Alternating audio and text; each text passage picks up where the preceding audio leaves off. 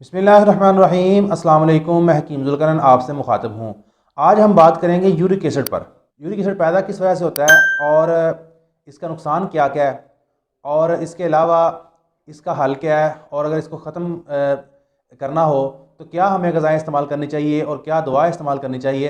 दवा आपको बताऊँगा, आपने ख़ुद तैयार करनी है, और ग़िज़ा भी आपने जो है ना इस्तेमाल करनी। इंशाल्लाह आपका यूरिक एसिड बिल्कुल ख़त्म हो जाएगा। सबसे पहले बात करते हैं कि यूरिक एसिड होता क्या है। तो यूरिक एसिड अगर बात करें तो ये खून की एक मैल ही होती है जो जो है ना खून में भी शामिल होती है, और इसके अलावा खून में से ये जोड़ों के अंदर भी जो है ना ये आ जाती है। तो सबसे पहले जोड़ों का रंग जो है वो बदलना जो है ना शुरू होता है, और इसमें ये निशानी है कि आपके जो जोड़ हैं वो थोड़े से डार्क हो जाते हैं। तो ये निशानी है इस बात की कि यूरिक एसिड आपके जोड़ों में बैठ रहा है।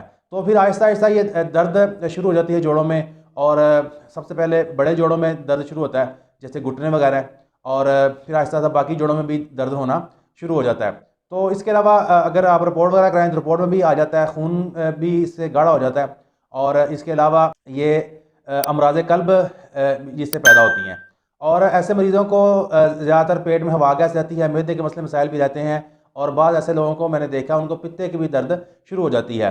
तो जो आपको मैं नुस्खा बताऊंगा इससे इंशाल्लाह ये सारे मसले मसाइल हल हो जाएंगे, चाहे मैदे का मसला हो, गैस हो, कब्ज़ हो, और यूरिक एसिड हो। और ये शर्तिया दवा है यूरिक एसिड की। इसके अलावा इसकी जो मेन वजह होती है यूरिक एसिड की, ये आजकल जो फास्ट फूड चल गया है, फास्ट फूड और इस तरह की जो चीज़ें हैं, पिज़्ज़ा, बर्गर और बाज़ारी जो मसाला जात चीज़ें हम खाते हैं, तो उससे भी यूरिक एसिड जो बढ़ जाता है।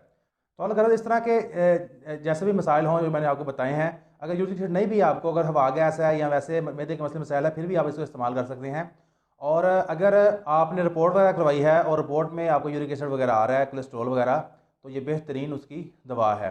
तो सिर्फ 3 चीज़ें हैं और बड़ा आसान सा नुस्खा है, लेकिन बहुत ही शानदार है, और शर्तिया यूरिक एसिड का और जितनी मैंने ये अमराज बताई हैं उसका इलाज है।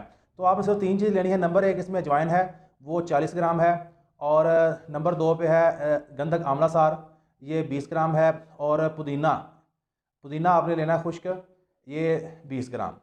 तो इसको आपने अच्छी तरह पाउडर बना लेना है, और आपने इसको इस्तेमाल करना है।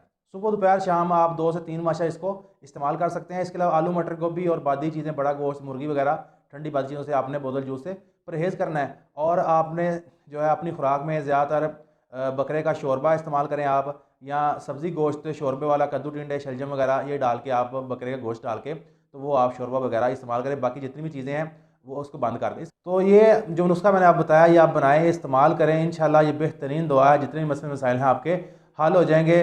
और मेरे चैनल को सब्सक्राइब कर दें, वीडियो को लाइक करें, दोस्तों का शेयर करें, और मज़ीद बताएं आपको किस तरह की वीडियो दरकार है। मुझे इजाज़त दें, दुआ में याद रखिएगा। अल्लाह हाफिज़।